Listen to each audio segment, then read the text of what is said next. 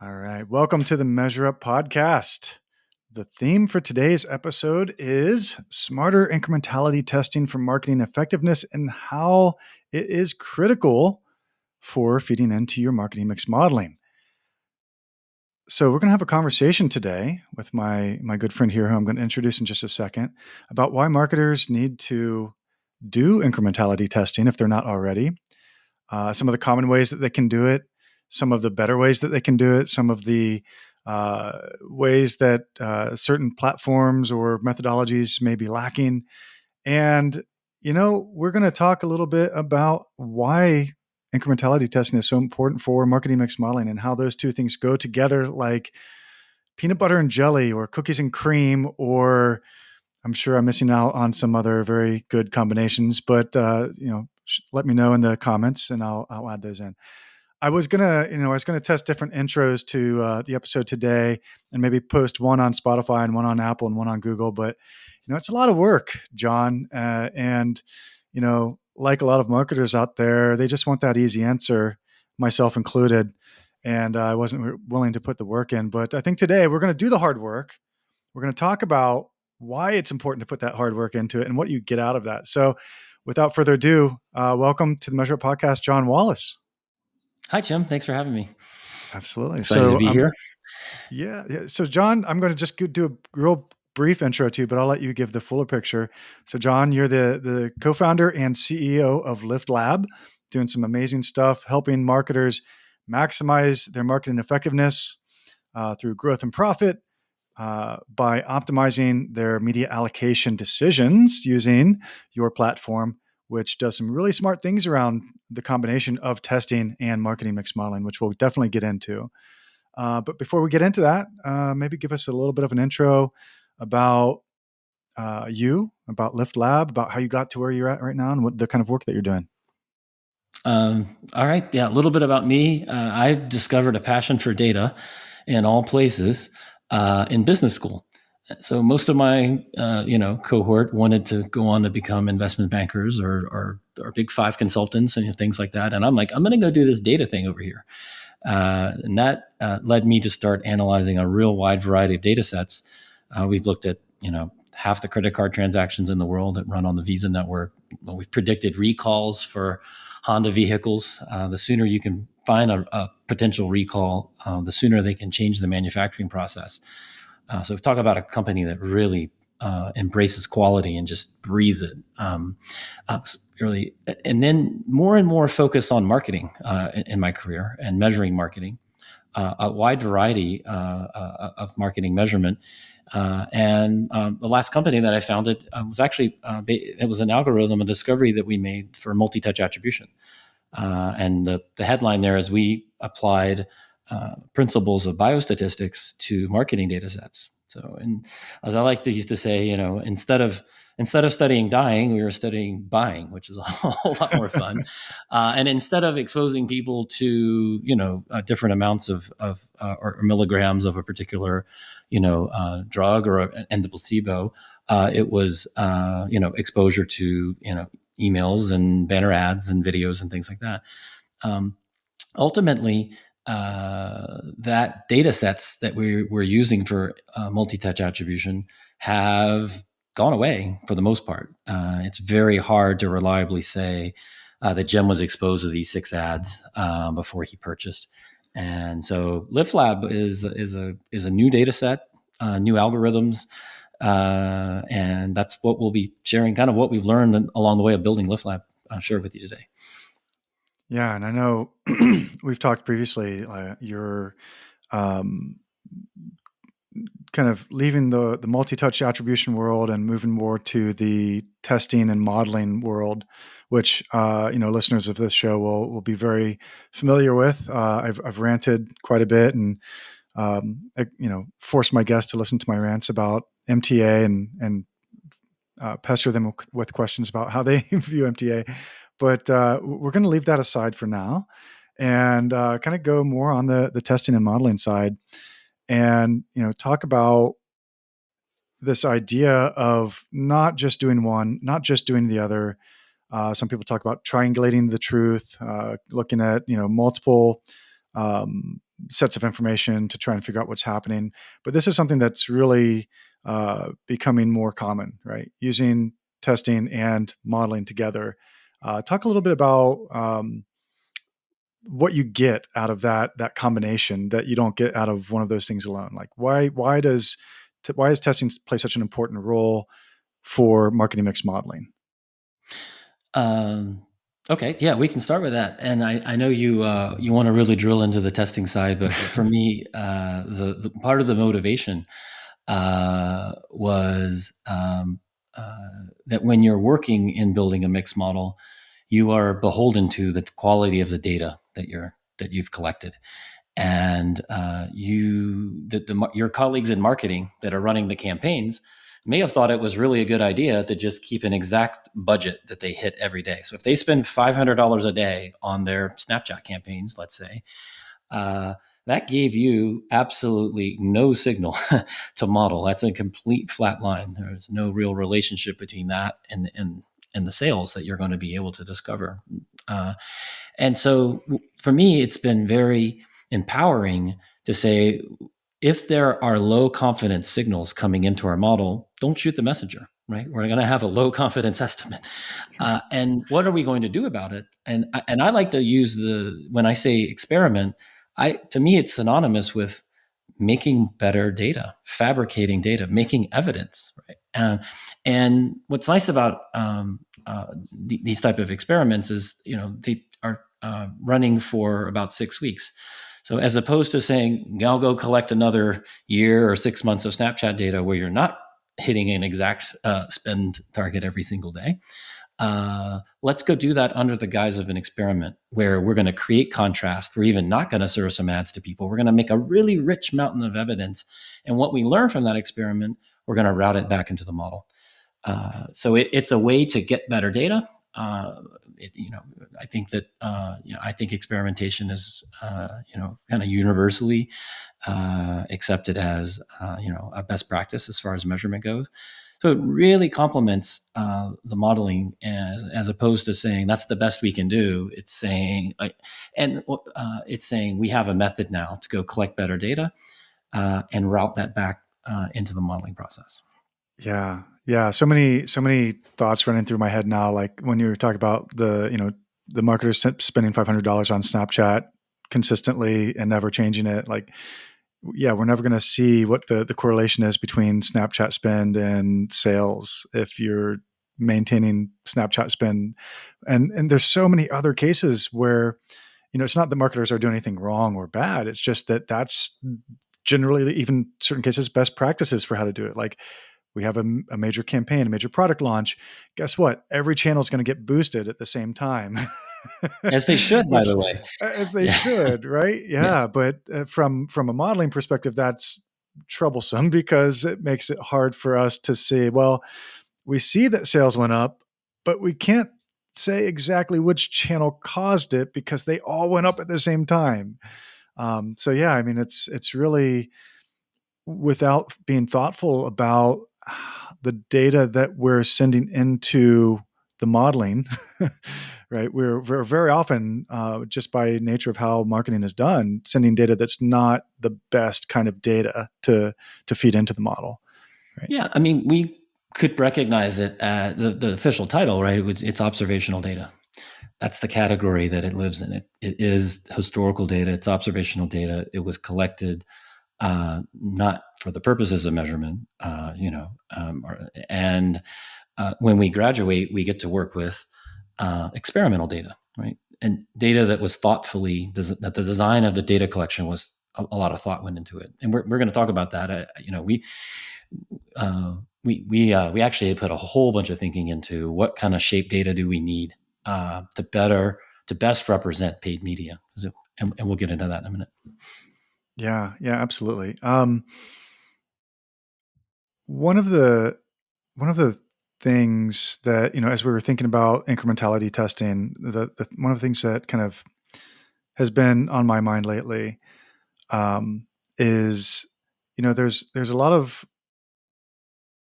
how do I want to say it? So there's a lot of ecosystem around testing of a different sphere, right? Conversion rate optimization testing specifically, right? So this is sort of a known thing, and it's a nice analogy to the kind of testing that we're talking about, because it's website testing, it's A/B testing, and everyone's familiar with those terms and what it is. And it's like, I'm going to use the cliche example: we change the color button and see if it increases clicks, right? Whatever. Everyone's cringing now as they listen. And that's, there's a whole environment of consultancies and agencies and tools that have been kind of built up to support that practice. You have the Optimizely's, the VWOs, the Conductrix, and so many more. I won't say the Google Optimize, because they're dead now, or will be soon. But that doesn't seem to have happened, right, so much in the type of testing that we're talking about, where it's testing of the marketing activity itself, not the website. Why do you think that is? Is it because marketers were sort of stuck on attribution modeling, or because clearly So there's value there, yeah? why Or aren't is there it, more paid media tests running? yeah, Well, or is there it are just a more whole host. difficult? Yeah. It is. Well, you have a couple of things that are working against you. For me, the kind of parallel from website testing is the type of testing that people do in paid media, where they're comparing, creatives or subject lines, or so it's kind of like it's kind of which one of these performs better, and that's the drag race kind of testing. And we're not addressing that in LiftLab. We're not we're not replacing that. Those typically are run in platform, and that's where they belong. What we're embracing is answering a kind of a different question, which are, what are the economics of the ad platform that I'm spending in? And what I mean by that is, we all know that there's no ad platform that scales infinitely. And so it would be great if we could triple our spend and triple our revenue, but it doesn't work that way. And we all I've had the feel it in clients. marketing. We call it things like, saturation, plateau, fatigue. There's just, we feel it. And so we felt like it would be kind of critical to design an experiment design, right? So design the design that could gather evidence to help us understand that phenomena. And in economics, it's been around for decades. It's called diminishing returns. So those are enshrined in mixed models. People have been doing this for a long time. Unfortunately, the most common experiment designs really aren't set up to teach you that. And so that's where we wanted to rethink the experiment designs and make them more conducive to understanding paid media. Yeah, exactly. So there's kind of two common ways that I am familiar with, in terms of kind of testing the platforms, right? You have in-platform tests. There's, maybe we could break those into two, right? There's the in-platform test, like you talked about, where we're testing the headline or the creative or something very, very tactical, very kind of a quick, did this headline get more clicks than that headline, that kind of thing. Mm-hmm. And then there's the in-platform tests that are truly trying to do conversion lift studies. Facebook has this. I think there are certain Google products that have this, where you have to spend enough money and have a rep at one of those companies to be able to get into those tests. But if you do, then they'll run a randomized controlled trial for you. And the great benefit that they have is that they can randomize at the user level, which is great. Then the next type of testing is, GeoLift experiment. So we can't randomize at the user level, but we can randomize at the DMA level, for example. Mm-hmm. But like, I think to the point that you were getting at, the most common way of doing these types of tests is sort of a point estimate of, let's say, business as usual spending versus nothing, right? We want to know what's the incrementality of this channel, but doing so in a way that's like, currently, what's our current incrementality of this channel spending the way we're spending right now, which is better than nothing. Don't get me wrong. Like, I would love for every company to be doing at least that right now, but that only tells you one data point. Well, two That's data right. points, right? Tells you here's what happens if you don't do anything, and here's what happens if you spend the current amount.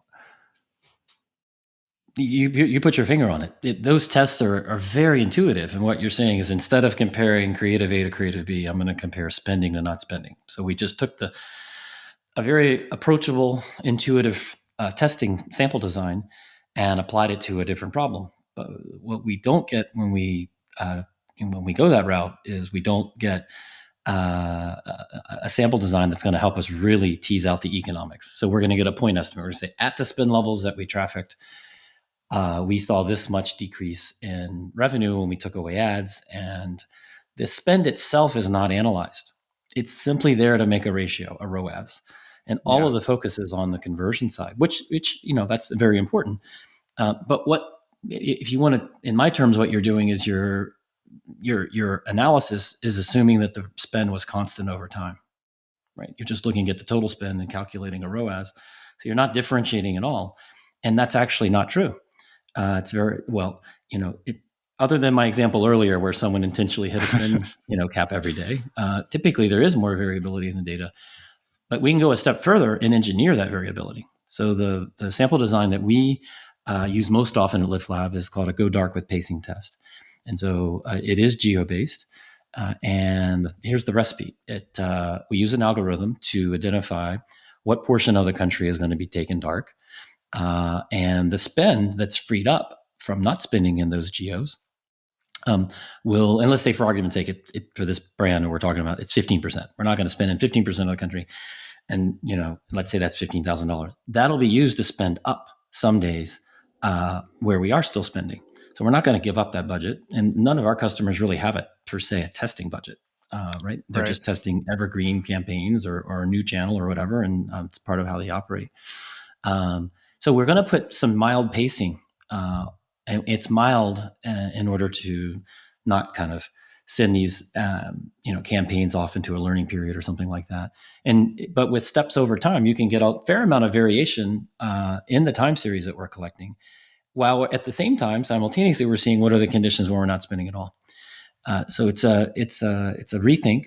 It's kind of graduating from the A/B test to something that's more longitudinal in nature.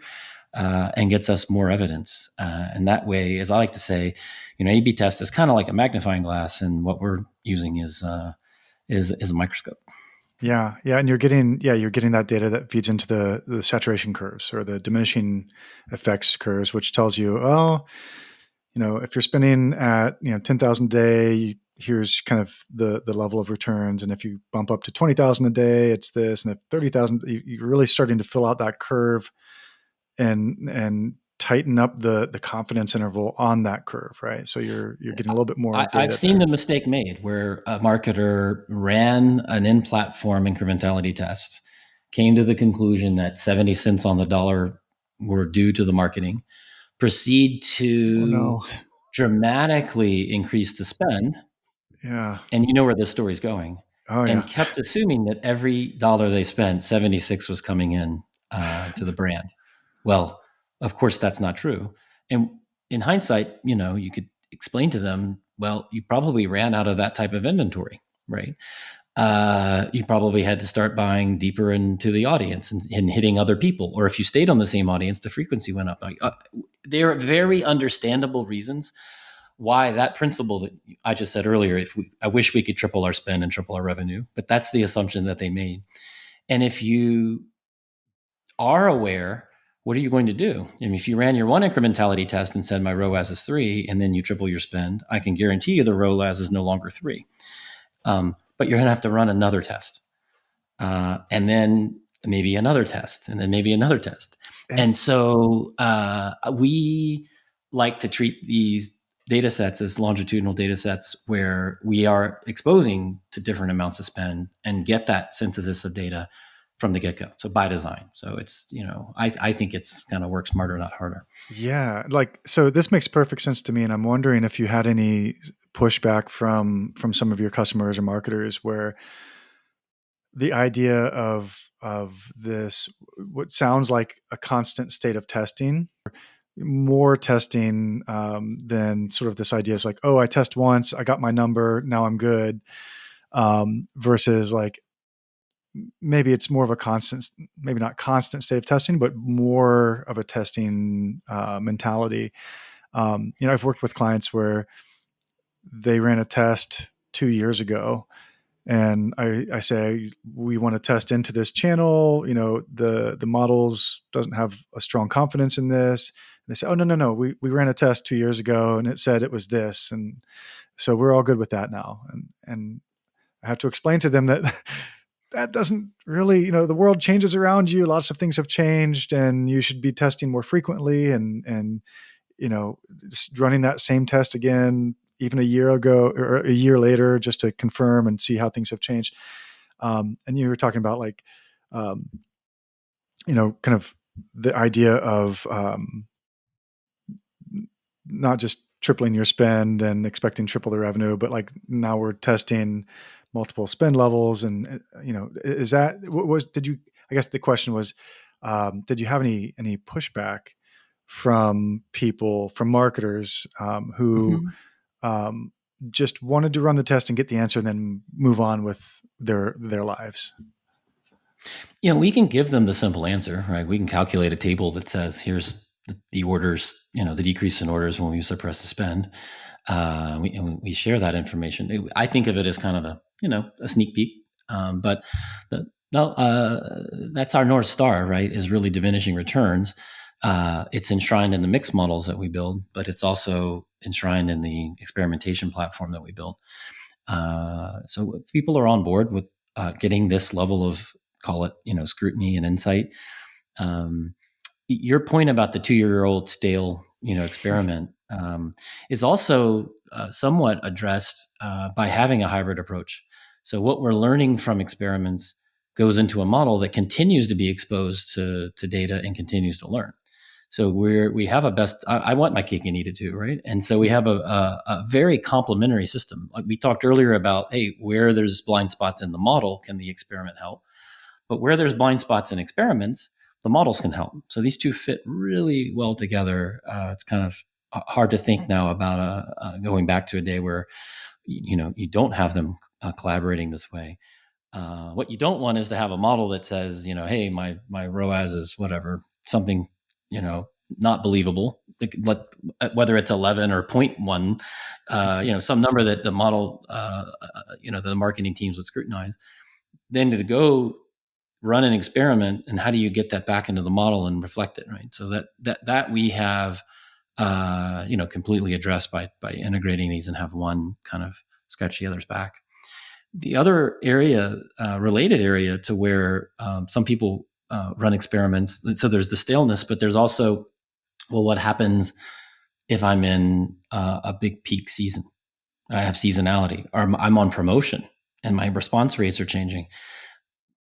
It would be kind of intractable to try to be testing all of your channels under all the different conditions all the time, right? It'd be beautiful data sets for the analysts, but just not really something that a brand would be ready to sign up for. And so that's where, again, the models are looking at much longer data sets. They're able to pick up the seasonality, pick up the promo effects, things like that. So you can test in one regime, learn about it, make sure the model replicates that during that regime, but the model can be exposed to many other time periods as well. And so it's you really have a feedback loop that is quite beautiful. Yeah. And do you find that in terms of the testing cadence, is it, I characterized it earlier as sort of a constant or like an always on, like you're always testing. Is that a fair characterization, or is it like, okay, this channel we tested, we'll come back to it in 6 months, or is it Mm-hmm. really more of an always on sort of approach? There's always, our customers are running, these large kind of incrementality, or I like to call them diminishing returns experiments, across their media plan. And they're typically running anywhere from 1, 2, 3, sometimes 4 tests at one time, that are on very large portions of the media plan. If you have 3 tests running and you're on your 3 biggest channels, you're probably testing half your budget. Now, you're not going dark on half your budget, but you have a sample, right? So they're staggering them they're typically one ending, another one starting. They may have a period where they only have one running and then pick another couple up. And then the staleness part is actually handled by the model. We're running diagnostics on the model estimation and the data quality of the model to say we think there's been a departure here, right? You have data coming in that is looking quite different than prior, and or we have. I'll even say it another way: we're having lower confidence in the estimate of this channel. That would be a signal or a trigger to say it's time to test it again. Right? Yeah, absolutely. Yeah, your confidence intervals start getting larger and larger over time post test, and reaches a certain point where you say, okay, it's been a while. Let's maybe look into this Bring in again. the gallery. Yeah. Yeah. And are you testing, a lot of times when we're doing modeling, it's more of a higher level approach, maybe at the channel level or sub channel level. We're testing, Facebook prospecting versus Facebook remarketing and Google brand versus non-brand. Are your tests kind of following that same granularity, or are you testing even more granular down at the, like the ad group level, or even more granular, or are you just kind of keeping it at the same level? Yeah, it's a great question. We get to have our cake and eat it too. So we are actually running most of the tests at what we would refer to as the channel or the tactic level. So they're pretty, sizable amounts of spend, and that helps with getting significance. So I opened the topic of significance here, but you were asking about the granularity. Where we do a lot of drill down is that we do that through modeling. So we have a hierarchy. We follow a marketing hierarchy when the models are estimated, and we're really getting elasticities horizontally and vertically across the media plan. So it will allow you to drill down from the channel level to the tactic level to what we call the detail level. And depending on the channel, if it's podcast, right, apropos today, it would be the show, right? How did Jim's show do for us? There was an ad running here. For Meta, it could be the campaign or the ad set that we're going to drill down to. So we don't experiment on one ad set. We experiment on a tactic like retargeting. But if you had 3 campaigns in there, you could see them inside the model. So in a tactic level experiment that informs a tactic level model that is then recursed down to the campaign level. Nice. I know that's always one of the big criticisms of marketing mix modeling, right? Is that it's very top down, very high level, and not granular at all. And I know a lot of modeling platforms and technologies are coming out where that's not necessarily the case. They are getting more frequent updates, more granular nature. What was the term I've been seeing lately on LinkedIn? It's the it was either the new age MMM or agile MMM, or I'm sure Yeah, marketers are we going to put call a ours an spin on agile it. mix model, and I think maybe there's other vendors that borrowed that, or we got there at the same time. Whatever. I think the next gen Next MMM is gen, kind that's of the one. floating around. I've Yeah. been seeing that. Yes, and it was like yesterday. I saw it like 3 times. I'm like, okay, these marketers are getting together and like creating the buzzwords together. But, The market was ripe for it. If I think of the 3 things in modeling that we didn't want to perpetuate in our version of it, one was the latency, just having these models come out a quarter later, or come out 6 maybe months once a or a year. year. Maybe you could afford quarterly, but to have the results 3 months or 2 months or 3 months after the data was collected, which is people were not able to action it the way they, just didn't live up to expectations. So we, are, thinking weekly and daily results. This needs to be ready on Monday morning to disposition the prior week, so we can, use it to really put together a marketing P&L and an optimization plan, revise our forecast. That's one, is the latency. The next you just mentioned was the granularity, right? So that was the nature of your question. And then the third we've been talking about most of the time, which is just, how do we infuse an observational data set with experimental data? And that's something that we kind of had to design. We didn't see that in the marketplace. Yeah. Do you see um, if you put on your fortune telling hat and look into your crystal ball, what's the next step for new age MMM or agile MMM or whatever other buzzword MMM? What would be the next thing? Is it going to be something with Google doing their sandbox stuff and their topics APIs and their all the other flocks and cute Yeah, acronym name I mean, things? those most of the tools you're mentioning from Google are first and foremost for selling ads and targeting. They're not as quite dedicated, for measurement. Um, I think for us, what's around the corner is opening LiftLab up, where it could be our data scientists building the models, or it could be your data scientist building the models, or an agency's data scientist building the models. If you really want an MMM to not feel like a black box, then don't make it a black box. So that's to me, it's the ultimate form of transparency and trust. Interesting. So opening up the kimono and giving everyone a look and seeing, inviting them all in. Let's have adult conversations about the quality of the data, about the confidence of the model, what it can and can't do. And then let's use experimentation to start to fill the holes. We don't have to live with them. We're enabled, we're empowered to go do something about it. Yeah, absolutely. I'm curious, do you see any, this is something that always came up, well, I guess a couple of years ago, maybe when I was kind of first getting my feet wet into this, was the sort of mixed incentives around, an advertiser and their agency or vendor, their paid media vendor, and then, a third party coming in to measure the effects, right? And so like the agencies maybe weren't always incentivized in the same way. Incentives weren't Mm-hmm. aligned, right? They were incentivized based on percentage of spend. So their incentives were to get the client to spend more.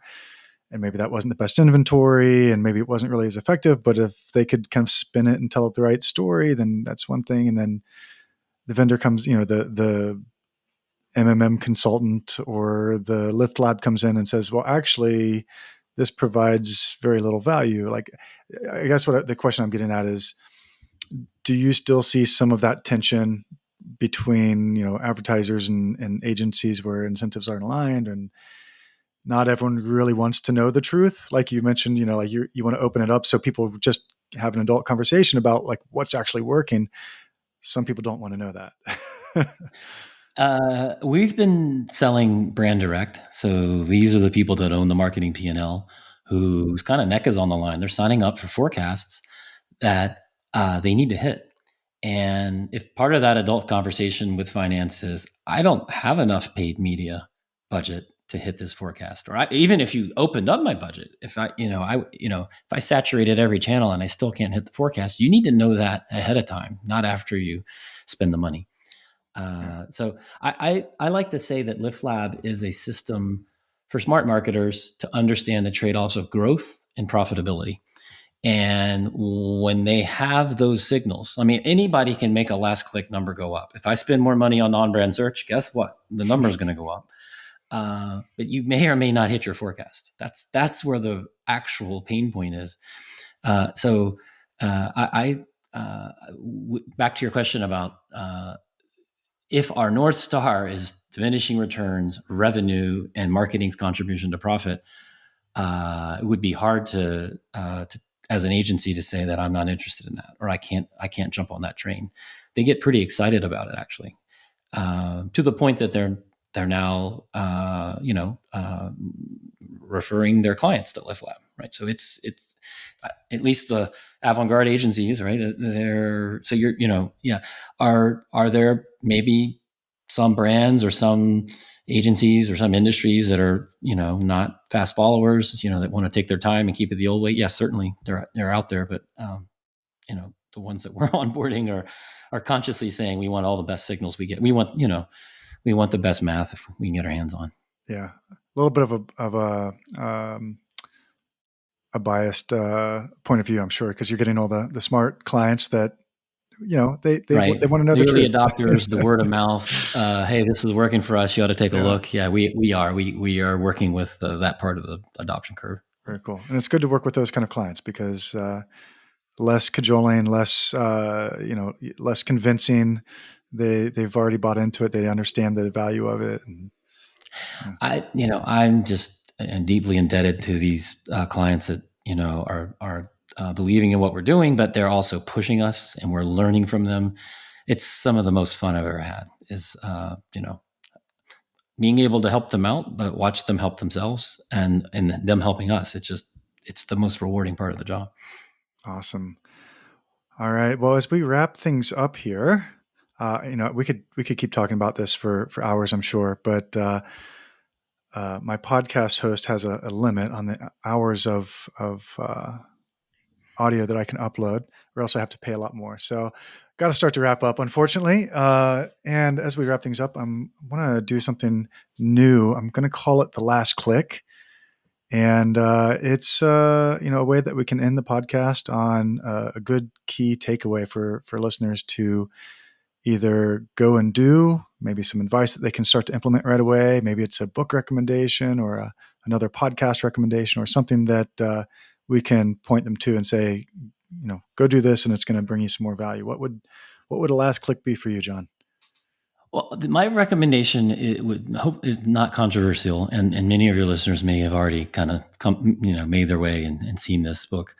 But it's from one of our advisors at LiftLab. He wrote a textbook called Market Response Models. It's by Dominic Hansons, who I now can call a friend, and he's kind of my statistical, spiritual, uh, whatever godfather. He's often, cited as kind of one of the people that really popularized the methods of marketing mix models. He's an academic, so he's publishing everything he knows. And I think that if there were one well to go, quench your thirst on this subject, and you haven't read the book, then you probably put it at the top of your list. All right, there it is. And we will include a link in the show notes, of course. So go get the book, learn more. And if people want to learn more about LiftLab or about you, John, where would they go to chat with you? Yeah. Yeah. Thanks for offering. Of course, we're easy to find at liftlab.com. Yeah, so and if you want to reach me directly, it's quite simply John with an H, John at liftlab.com. Fantastic. All right. Thanks, John, for being on the show. And everyone else, we will talk to you next time.